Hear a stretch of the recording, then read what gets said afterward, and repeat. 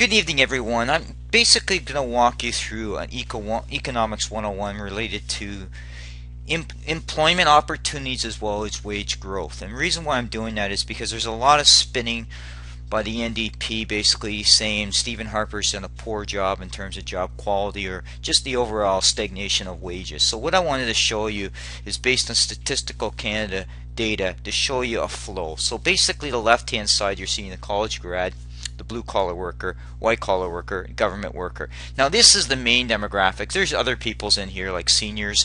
There's also students in here that I'd excluded. I'm just looking at in terms of these demographics in terms of opportunities in terms of whether it's job prospects or income growth. So then what I've done is I've basically gone to Stats Canada and looked at job creation since 2010.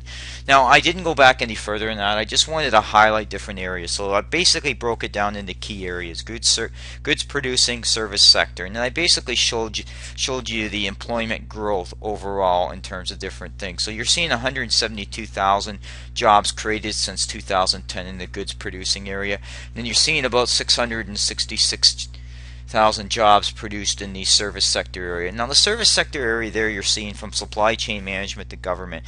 Now the comment about precarious jobs is a little bit misleading because I think you need to go into the details around that in terms of certain professions. For example, in Ontario's case, a lot of that's driven by green technology, which typically are temporary jobs. So you need to go beyond the factors.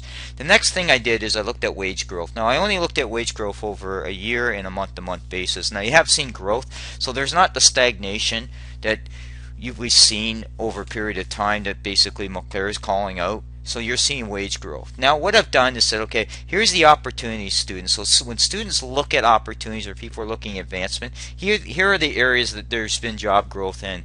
And that's not been discussed by Thomas Mulcair. And you would think if you're going to focus on middle class or just growth of opportunities for people, you would focus on the demographic and the areas of focus in terms of policy. Then what I did, since Mulcair says Harper has done little to help the household budget, I've then basically gone back to Stats Canada and looked at the household budget. So you look at shelter, taxation, transportation, and basically food as the main contributors. The other is a hodgepodge, but realistically, what can you do here? Well, shelter is driven by mortgages, rental. You look at food costs is driven by trade agreements, currency rates. You look at transportation, that's driven by fuel costs, budget pass transit system. So realistically, in those particular areas, government has little involvement in terms of policy other than setting certain taxation policies, which I'll get down below. Now, despite what Thomas Mulcair says he thinks he's the saint for everything, realistically, he's only got control over certain policies at a federal level. He controlled taxation policies, which is setting the income tax rates, the CPP, EI rates.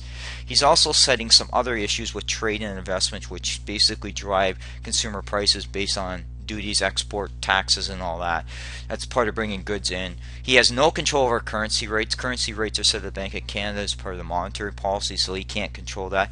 So realistically, what is Mulcair going to do on policy? He can't really impact hydro, and hydro is a big issue in Ontario because we've seen the growth 30-40% in rates. He can't do anything on that. So realistically, he has influenced taxation policies by hiking tax for CPP deductions, which basically means less disposable income, which drives household budgets. He's also looking at personal taxes through the high top 1%. So realistically, in terms of the impact of the household budget, his policies actually will be more damaging because he's pushing a high tax, high spend budget, which will put even more pressure on household budgets.